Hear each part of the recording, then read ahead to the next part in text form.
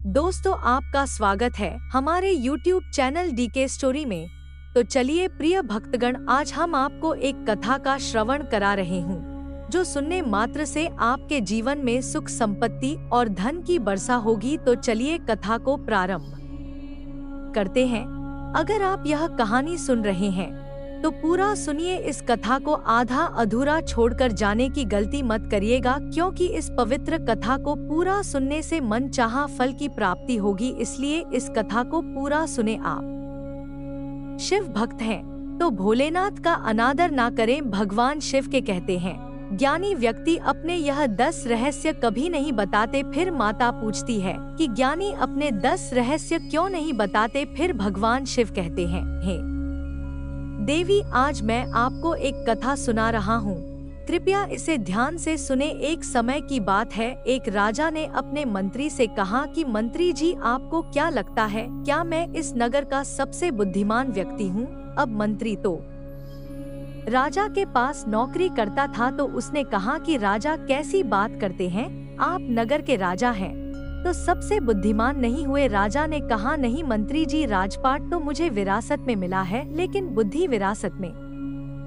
नहीं मिलती। सच बात बताऊं मंत्री जी, क्या मैं बुद्धिमान हूँ? तो मंत्री जी ने कहा, नहीं राजा साहब, आप इस नगर के सबसे बुद्धिमान व्यक्ति नहीं हैं। यह बात सुनकर राजा को थोड़ा सा गुस्सा आया, लेकिन राजा ने गुस्सा क्या नहीं, क्योंकि राजा को पता था कि बुद्धिमान व्यक्ति कभी गुस्सा नहीं करता है। राजा ने अपने मंत्री से कहा कि मंत्री जी, तो फिर बताओ कि बुद्धिमान आदमी कैसा होता है? तो मंत्री ने कहा कि राजा साहब, मैं बुद्धिमान तो कोई हूँ नहीं। इस नगर में बहुत सारे बुद्धिमान लोग होंगे, लेकिन हमें उनको ढूंढना पड़ेगा। तो राजा ने कहा कि ठीक है, इसमें ढूंढने की क्या जरूरत है, हम यहाँ के राजा हैं।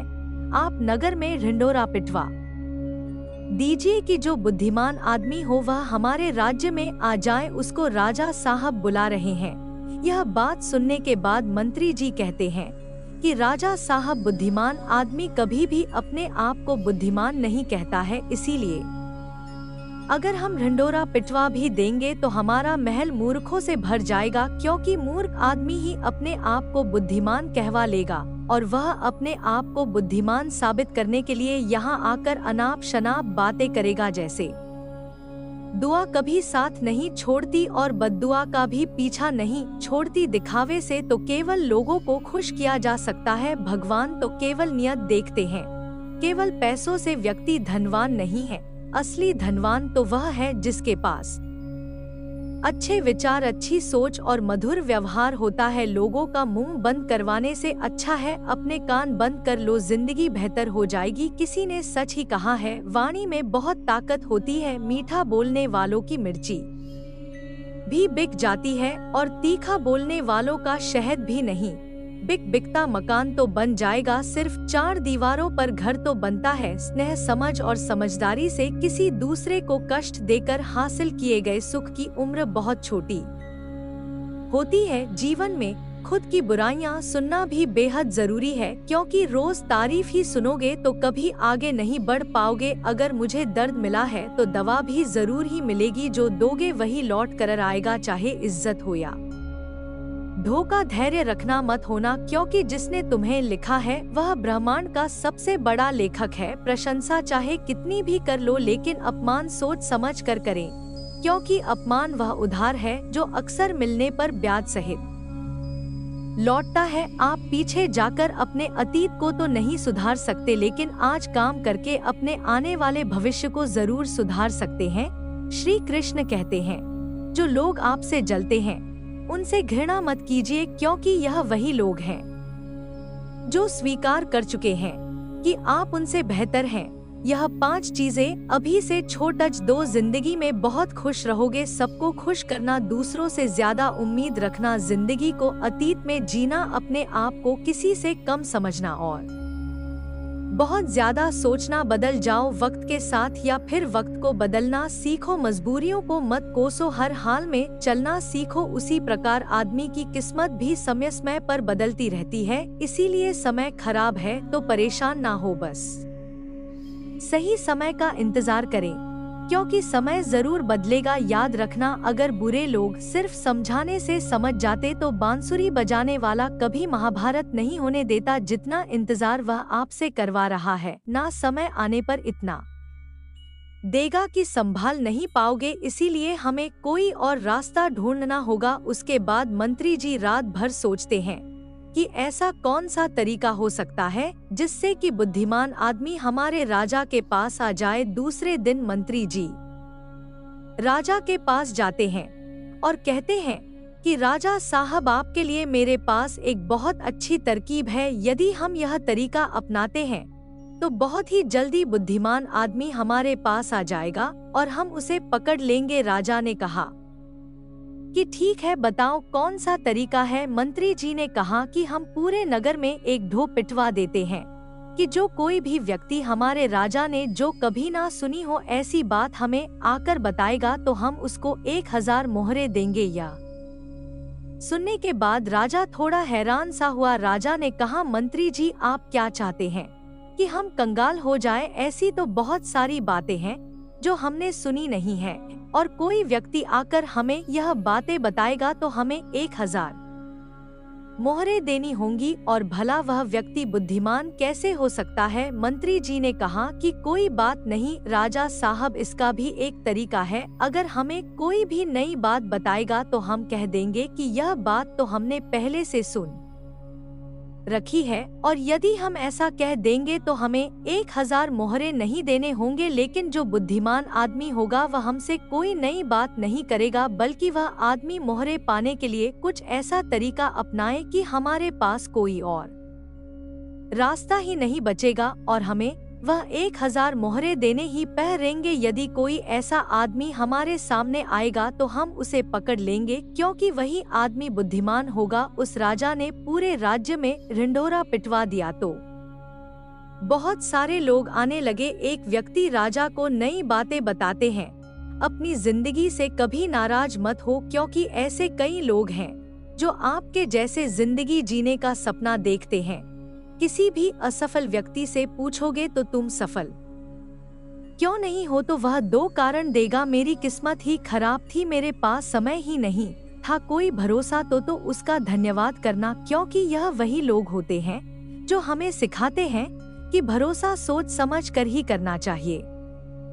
अपने आप पर विश्वास करो। तुम्हारे अंदर कुछ ऐसा है जो हर बाधा से बढ़ा है। कभी कभी समय के परिवर्तन से मित्र भी शत्रु बन जाते हैं और शत्रु भी मित्र, क्योंकि स्वार्थ बहुत ही बद्धा बलवान है। चंदन का पेट देश पूरे संसार में अपनी सुगंध के लिए जाना जाता है, पर यही सा अक्सर भूल जाता है कि उस चंदन के वृक्ष पर संसार के सबसे जहरीले सांप होते हैं। इसलिए बाहर से अत्यंत मीठा बोलने वाला व्यक्ति अंदर ही अंदर शत्रु का भाव भी रख सकता है। इसीलिए सोच समझकर ही किसी पर विश्वास करें। जैसे किसी पाषाण के अगर सोना बनना हो तो उसे घिसना पचता है, तपना पट डे रेचता है और आग में चलना भी पट डीडे चता है। उसी तरह एक सफल व्यक्ति बनने के लिए आपको अत्यंत से अत्यंत कठिन परिस्थितियों से गुजरना पड़ डटी इस्ता है। राजा साहब, यह नई बातें हैं।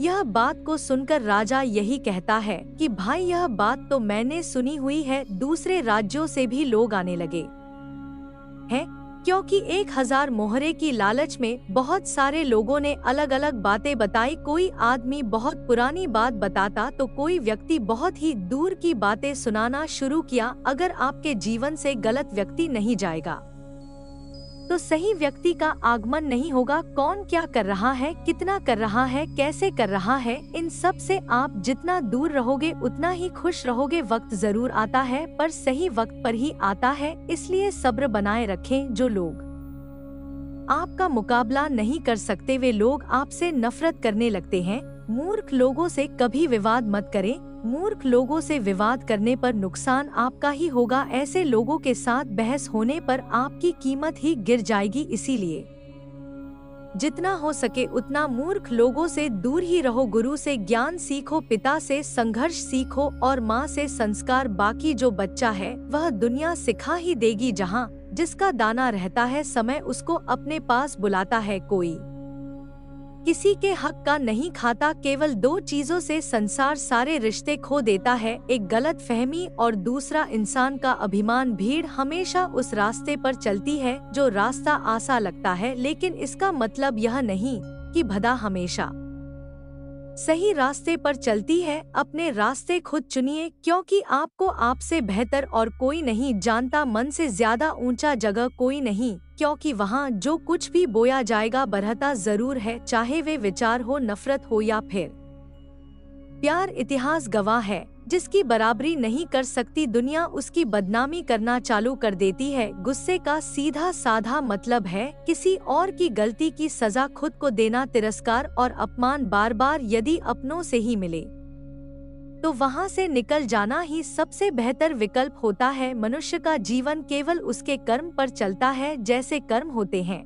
वैसे ही उसका जीवन होता है। जो किया है वह अवश्य सामने आएगा, क्योंकि कर्म किसी के सगे नहीं होते। जिंदगी बहुत हसीन है, कभी हंसाती है तो कभी रुलाती है, लेकिन जो जिंदगी की भीड़ में खुश रहता है, जिंदगी उसी के आगे सर झुका है। खोकर पाने का मजा ही कुछ और, रो रो कर हंसने का मजा ही कुछ और है। हारना तो जिंदगी का हिस्सा होता है, लेकिन हारने के बाद जीतने का मजा ही कुछ और है। अच्छा बनने के लिए किसी की नकल करने की जरूरत नहीं, खुद इतना अच्छा बनो कि लोग आपकी नकल करने लगे। जिंदगी एक बार मिलती है, गलत है, बल्कि मौत सिर्फ एक बार मिलती है। जिंदगी तो हर रोज मिलती है, लेकिन हर बात को सुनकर राजा यही कहता कि यह बात तो मैंने पिछले साल ही सुनी है, कि यह बात तो मैंने अपने पिताजी से सुनी है। ऐसे करते करते बहुत लोग आए और हर आदमी की बात सुनने के बाद राजा यही कहता कि यह बात तो मैंने सुन रखी है। थोड़े दिन बाद एक साधु राजा के दरबार में आता है और कहता है कि राजा साहब, क्या नई बात बताने पर आप यहाँ पर मोहरे बांटते हैं?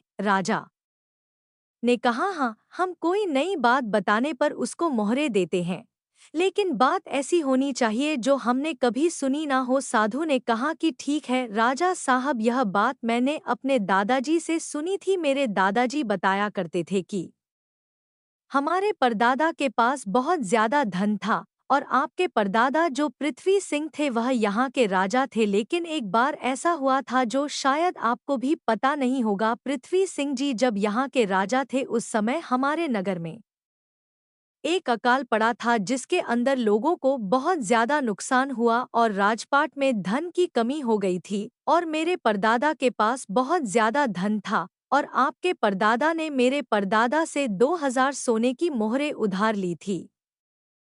मेरे परदादा जी हमेशा कहा करते थे कि यदि पृथ्वी सिंह जी मेरे पिताजी को 2000 मोहरें लौटा देते तो हम कभी गरीब नहीं रहते। अब देखना राजा साहब, मेरे परदादा जी ने आपके दादाजी की मदद की, इसीलिए हमारे परदादा गरीब हो गए। फिर हमारे दादाजी भी गरीब रहे, हमारे पिताजी भी गरीब रहे और मेरा भी एक गरीब परिवार में जन्म हुआ और इसीलिए मैं साधु बन गया। मुझे पता था कि यदि मैं आपके पास आऊंगा तो आप वो मोहरे वापस तो नहीं देंगे, क्योंकि आपने बात सुनी ही नहीं।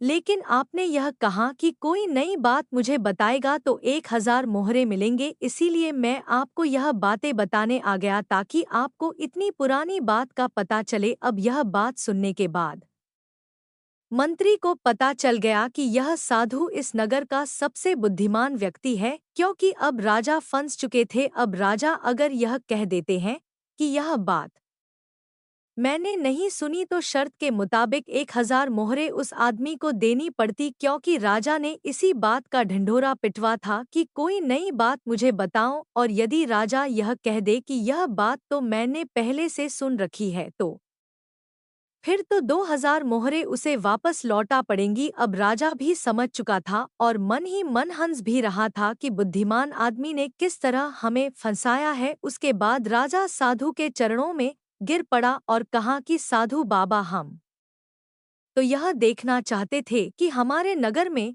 सबसे बुद्धिमान आदमी कौन है। मेरे और मंत्री जी के बीच में एक शर्त लगी थी कि हमारे राज्य में मेरे से भी ज्यादा कोई बुद्धिमान आदमी है तो हम उस बुद्धिमान आदमी को डोट पकड़ लेंगे। और देखो, हमने आपको पकड़ लिया। उसके बाद सारी बात साधु को भी समझ में आ गई थी। साधु ने कहा कि राजा साहब, मैं तो बस इस होड़ को खत्म करना चाहता था। मुझे जब पता चला कि आप मोहरे बांट रहे हो तो पूरे नगर में किस तरह की भागदौड़ मच गई। सब लोग अपना काम छोड़कर इस काम में लग गए। अब देखो ऐसा कितना दिन चलेगा। यदि वो अपना काम छोड़कर इस काम में लगे रहेंगे तो हमारे राज्य का क्या हाल हो जाएगा। मैं तो बस इस बात को खत्म करना चाहता था, इसीलिए मैंने यह तरकीब अपनाई। उसके बाद वह राजा कहते हैं, साधु बाबा, लेकिन एक बुद्धिमान आदमी होता कैसा है? कौन से गुण होते हैं जो उसे बुद्धिमान बना दे? उसके बाद वह साधु बाबा कहते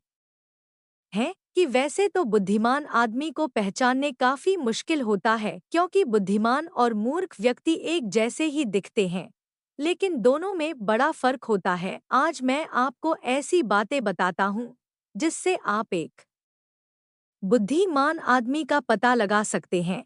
और यदि यह गुण आपके अंदर है तो आप एक बुद्धिमान आदमी हो, और यदि आपके अंदर नहीं है तो इन गुणों को पहचान कर आप बुद्धिमान बन सकते हो। उसके बाद वह साधु बाबा कहते हैं कि बुद्धिमान आदमी का सबसे पहला गुण होता है कि वह हर काम को समय के अनुसार करता है, फालतू समय को भी उपयोग में ले लेता है, और इसके लिए उस सबसे महत्वपूर्ण कामों को सबसे पहले करता है। बुद्धिमान लोग हमेशा समय को धन से अधिक महत्व देते हैं, क्योंकि वह लोग इस बात को अच्छे से समझते हैं कि इस दुनिया में समय ही वह चीज है जो सबसे निश्चित मात्रा में है और जिसे किसी भी तरीके से बढ़ाया नहीं जा सकता। इसीलिए वह हर काम की सूची बनाते हैं और उन्हें समय पर पूरा करने का प्रयास करते हैं। बुद्धिमान लोग आलसी नहीं होते, वह अपने काम को टालते नहीं है आलस्य को वह अपना सबसे बड़ा शत्रु मानते हैं। वह खुद को इन आदतों का शिकार कभी नहीं होने देते। काम को टालने की आदत है जो इंसान को कभी आगे नहीं बढ़ने देती। दूसरा गुण जो बुद्धिमान व्यक्ति की पहचान होता है वह होता है कि उसको किसी से कोई शिकायत नहीं होती। वह समझते हैं कि इंसान गलतियों का पुतला होता है, इसीलिए माफ कर देना ही इंसान का सबसे बड़ा गुण होता है। यदि बुद्धिमान आदमी के सामने कोई आदमी गलती भी कर देता है तो वह उसको सिर्फ समझाता है, ना कि उस पर गुस्सा करता है, क्योंकि उसे पता है कि इनसे गलतियां होती रहती हैं और बुद्धिमान आदमी अपनी गलतियों से ही सीखता है। यदि वह गलती कर भी लेता है तो उसे पता होता है कि यह गलती मैं एक ही बार करूंगा, उस गलती को दोबारा से कभी दोहरा हंगा नहीं कहते हैं कि एक बार इंसान गलती करता है, लेकिन वही गलती कोई इंसान अगर दोबारा दोहराता है तो वह इंसान नहीं, वह मूर्ख होता है। इसीलिए बुद्धिमान आदमी यदि गलती कर भी लेता है तो वह एक बार ही करेगा, उस गलती से वह बहुत कुछ सीख भी लेगा। तीसरा गुण बुद्धिमान आदमी के अंदर जो होता है कि वह कभी गुस्से में कोई फैसला नहीं लेता और ना ही कभी ज्यादा खुशी में कोई फैसला लेता है, क्योंकि उसे पता है कि गुस्से के अंदर लिया हुआ फैसला कभी भी फायदा नहीं पहुंचाएगा, क्योंकि गुस्से में हमारा दिमाग काम करना बंद कर देता है और उसमें हमें कोई फैसला नहीं लेना चाहिए। और दूसरी बातें, खुशी में कोई फैसला नहीं लेना चाहिए, क्योंकि जब हम खुश होते हैं तो हम बहुत ज्यादा उत्तेजित होते हैं और उस वक्त जो भी हम फैसला लेते हैं वह उत्तेजना के वश होकर लेते हैं और उत्तेजना में लिया गया फैसला पछतावे का कारण बनता है। इसीलिए बुद्धिमान आदमी जानता है कि ना तो गुस्से में कोई फैसला लेना चाहिए और ना ही ज्यादा खुशी में कोई फैसला लेना चाहिए। इसीलिए जब बुद्धिमान आदमी कोई फैसला लेता है तो बैठकर शांति से धैर्य से सोचता है कि इसका क्या परिणाम होगा। उन दोनों परिणामों को अच्छी तरह से देखता है, सही को भी देखता है और गलत को भी देखता है। यह भी देखता है कि इसका फायदा क्या होगा और यह भी देखता है कि इसका नुकसान क्या होगा, और उसी के बाद कोई फैसला लेता है। चौथा गुण जो बुद्धिमान आदमी के अंदर होता है वह होता है कि वह अपने मन की बातें कभी किसी को नहीं बताते। बुद्धिमान लोग इस बात को जानते हैं कि आज जो हमारा मित्र है वह कभी भी हमारा शत्रु बन सकता है। वह अपनी व्यक्तिगत बातें, अपनी कमजोरी या अपनी ताकत किसी के सामने नहीं बताते, लेकिन ज्यादातर लोग अपने मन की बातें, अपने घर की बातें, ऐसी बातें जो दूसरों को बतानी नहीं चाहिए, उनको दूसरों को डोट बताते रहते हैं, उसके बाद वो उन्हीं बातों की वजह से फंस जाते हैं। उन्हें दुख मिलता है, धोखा मिलता है, फिर रोज परेशानी में पड़ जाते हैं। दूसरे लोगों को दोष देते हैं।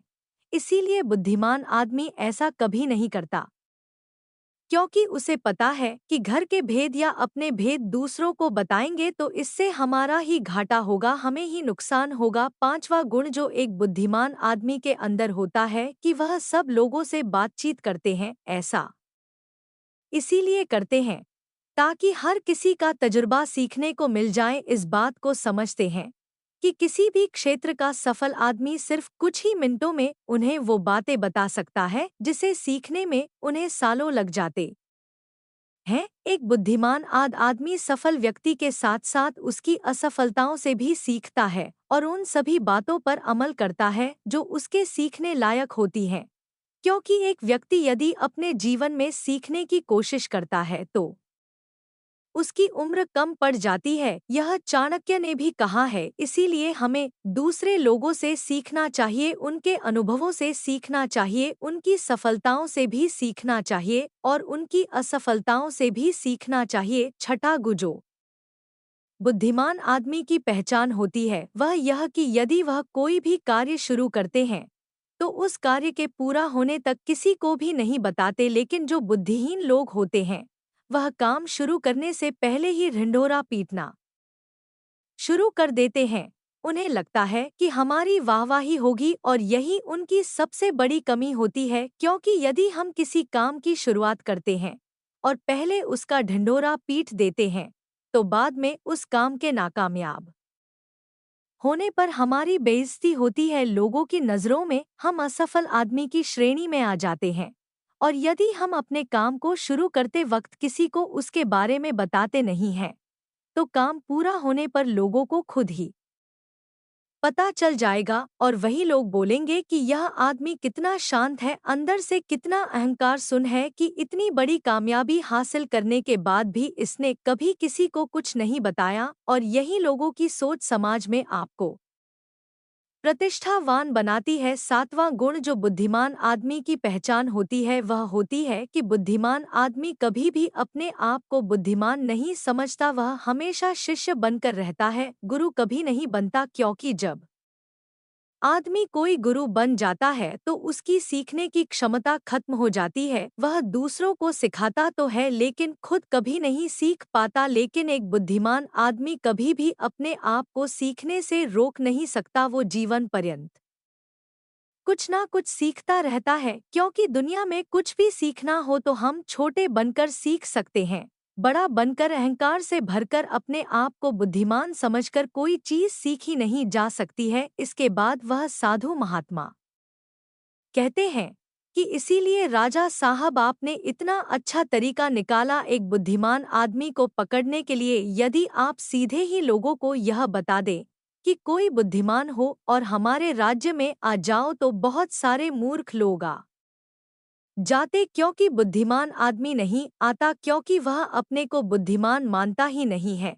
और यह बुद्धिमान आदमी का सबसे बड़ा गुण होता है। आठवां गुण जो एक बुद्धिमान आदमी में होता है वह यह कि बुद्धिमान आदमी अपने हर काम को ध्यान बना लेते हैं। बुद्धिमान आदमी को पता होता है कि दुनिया में कुछ भी संग्रह कर लो, यहाँ पर कुछ संग्रह करने जैसा है नहीं, क्योंकि मौत के बाद हम एक भी सुई अपने साथ नहीं ले जा सकते। इसीलिए ध्यान और आध्यात्मिकता को ज्यादा महत्व देते हैं।